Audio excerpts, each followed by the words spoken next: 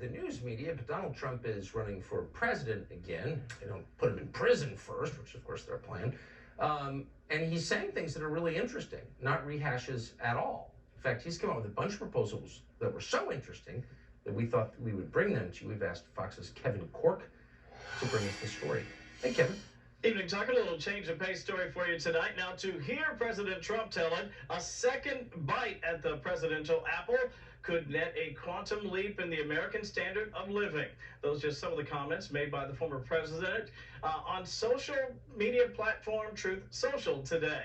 He said the American future would be much, much brighter with him at the helm with, quote, brand new cities, another baby boom, and a push to develop flying cars, a doff of the fedora perhaps to the Jetsons of old. Now, a Trumpian future could include a contest to develop 10 freedom cities on federal lands, and that would happen with grants, he says, awarded to those who come up with the best city plans. It's all an effort to reopen the Great Frontier. He also wants to develop vertical takeoff and landing vehicles for families and individuals. He says that's an effort to outmaneuver the Chinese and other countries that are developing such technologies. He wants to revitalize rural industries to include a manufacturing renaissance and more incentives to attract younger families to those cities. And these are all important to him. He also wants a baby boom.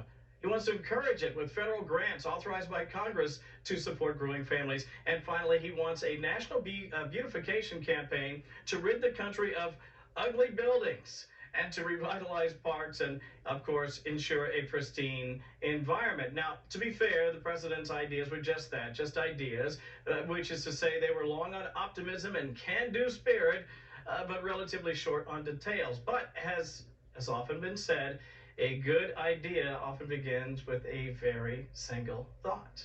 Tucker. Kevin Corke.